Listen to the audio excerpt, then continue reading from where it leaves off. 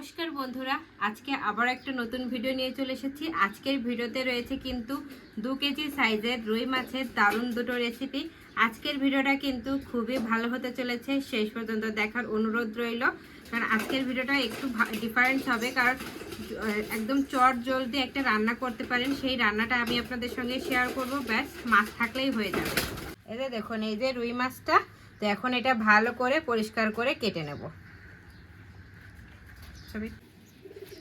2 KG সাইজের ওজনের রুই মাছ, আর ডিম, পেটে ডিমও হয়েছে।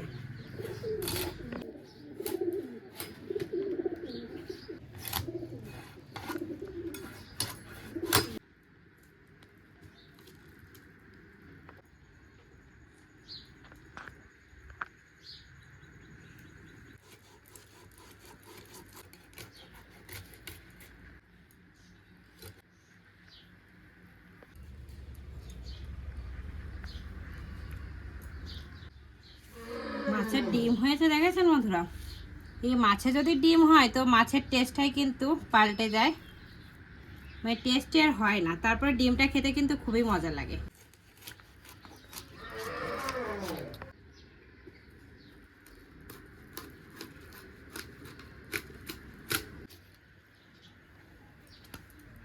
মাছটা কেটে নেওয়া হয়ে গেছে, এবার ধুয়ে পরিষ্কার করে নিয়ে আসবো। মাছটা আমি ধুয়ে পরিষ্কার করে নিয়ে এসেছি। মাছের পিসগুলো তো যে কটা আমার লাগবে আমি সে কটা নিয়ে নিয়েছি, আর বাদ বাকি রেখে দিয়েছি পরে রান্না করে খাবো সেজন্য। তো এখন যাই হোক, আমি চুলোটা এবার ধরিয়ে নিচ্ছি। চুলোর ওপর একটা কড়াই বসিয়ে দিচ্ছি।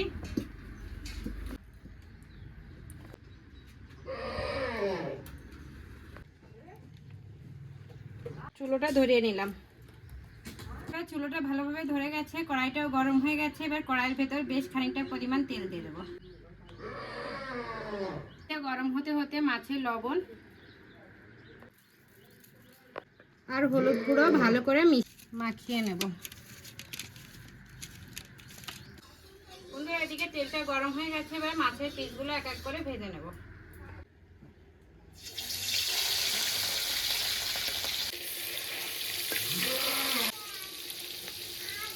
বন্ধুরা, মাছগুলো ভাজতে ভাজতে এদিকে বেগুনটা কেটে নেব। তো বেগুনটা একটু অন্যরকম ভাবে কাটবো আজকে। তেজা মুখটা রয়েছে, মুখটা ফেলে দিচ্ছি।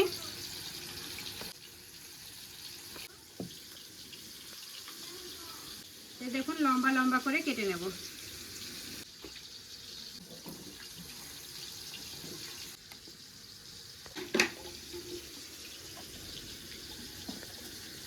মাছের এক সাইড ভাজা হয়ে গেছে, এবার উল্টে দিচ্ছি।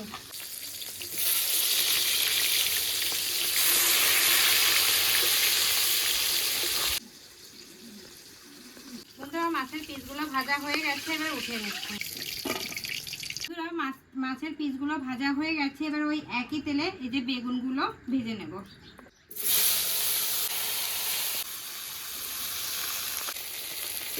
বেগুনগুলো একটু লাল লাল করে ভাজবো। এই দেখুন বন্ধুরা, বেগুনগুলো ভাজা হয়ে গেছে, এবার একটা পাত্রে উঠিয়ে নিচ্ছি।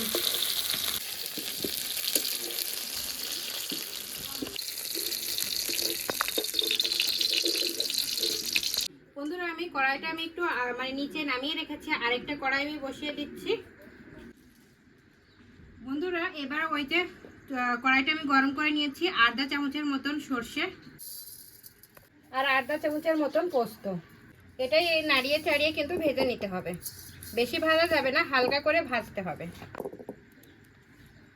এতে দেখুন বন্ধুরা, হালকা করে যে ফুটছে না, ঠিক এরকম পর্যায়ে এটা নামিয়ে নিতে হবে।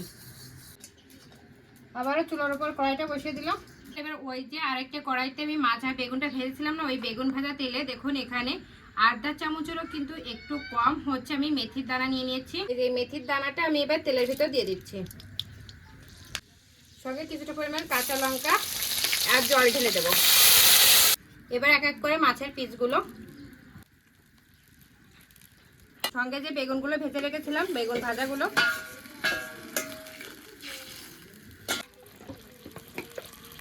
অল্প একটু হলুদ গুঁড়ো, স্বাদ মতো লবণ, এবার সব কিছু একসঙ্গে আমি ফুটিয়ে নেব।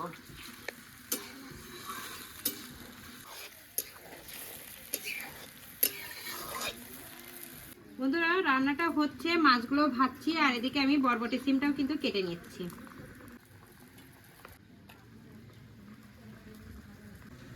এবার সরষে আর ওই যে পোস্তর দানাটা আমি বেটে নেবো। আপনার চাইলে কিন্তু ব্লেন্ডার একদম ব্লেন্ড করেও নিতে পারেন।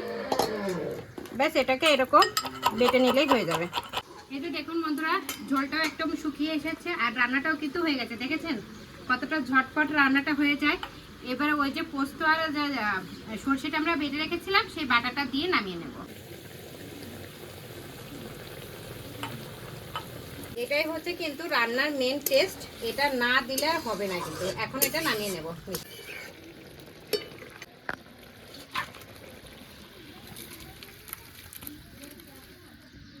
আবারও চুলার উপর কড়াইটা বসিয়ে দিলাম।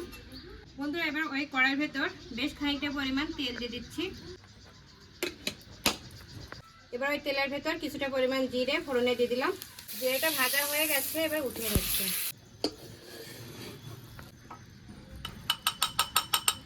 কাঁচা লঙ্কা ফোড়নে দিয়ে দিলাম। সঙ্গে এবার আগে থেকে কেটে রাখা বরবটি সিম আর আলুটা।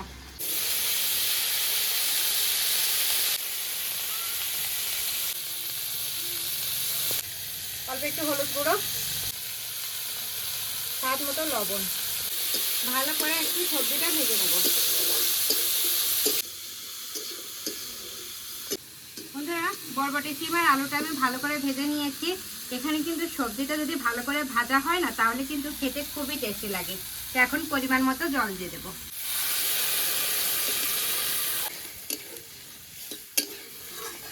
ঢাকা দিয়ে রান্না করে নেব। এই দেখুন বন্ধুরা বরবটি সিম আর আলুটা কিন্তু খুব ভালোভাবে সেদ্ধ হয়ে গেছে। এবার মাছের পিসগুলো দিয়ে দেব। মাছের পিসগুলো দিয়ে 2-3 মিনিটের মতন রান্না করে নেব।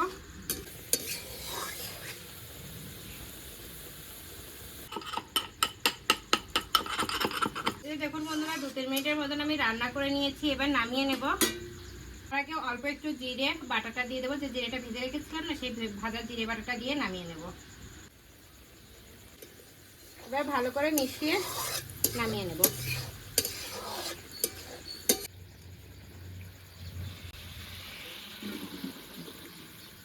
বন্ধুরা দুটো রেসিপি কিন্তু রেডি হয়ে গেছে। এখন আমি খেয়ে টেস্ট করে বলবো কেমন হয়েছে। তার আগে আপনার রেসিপি দুটো দেখে নিন কত সুন্দর হয়েছে। দেখুন বন্ধুরা এখন ঠান্ডা হওয়ার পর বেগুনের এই যে একদম খুব সিম্পল ভাবে সরষে আর পোস্ত বাটা দিয়ে দেখুন কত সুন্দর রেসিপি হয়ে গেছে, কিন্তু খেতে দুর্দান্ত লাগে। আর এদিকে দেখুন এই যে বরবটি সিমের তরকারি, এটাও কিন্তু খুবই ভালো লাগে, একদম সিম্পল ভাবে রান্না করেছি। তো প্রথমে আমি বেগুনের তরকারিটা ট্রাই করছি।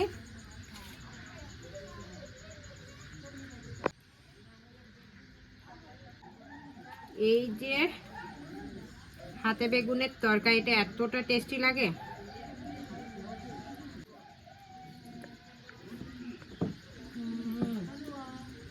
খুবই টেস্টি। যদি বাড়িতে যদি বেগুনটাও যদি না থাকে, শুধু আপনারা কিন্তু মাছটা দিয়েই কিন্তু এইভাবে বানিয়ে নিতে পারবেন।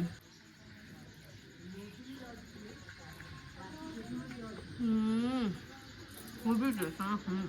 যে বেগুনের যে রেসিপিটা আপনাদের দাদাকে আমি যেদিনকে প্রথম রান্না করে খাইয়েছি সেদিনকে বলছে কি দিয়েছো এতে।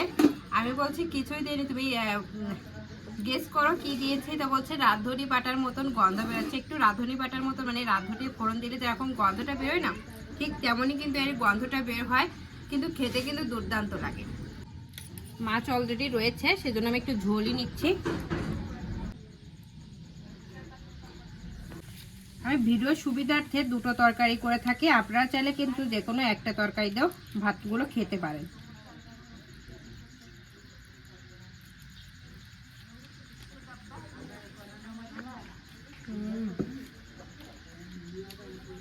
বেগুনের তরকারিটা খেয়ে আর এই বরবটি সুপের তরকারিটা ভালো লাগছে না। আসলে বেগুনের তরকারি না খুবই টেস্টি লাগে।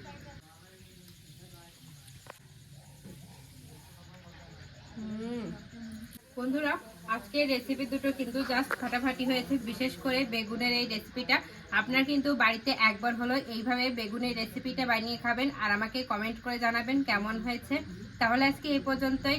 আমার এই রেসিপি দুটো যদি আপনাদের ভালো লাগে তাহলে অবশ্যই লাইক কমেন্ট শেয়ার করবেন। আমার চ্যানেলে যদি আপনারা নতুন হয়ে থাকেন তাহলে সাবস্ক্রাইবও করে দেবেন। আর হ্যাঁ, অবশ্যই পাশে থাকা বেল আইকনও প্রেস করবেন, তাহলে এরকম নিত্য নতুন ভিডিও সর্বপ্রথম আপনার কাছে যাবে।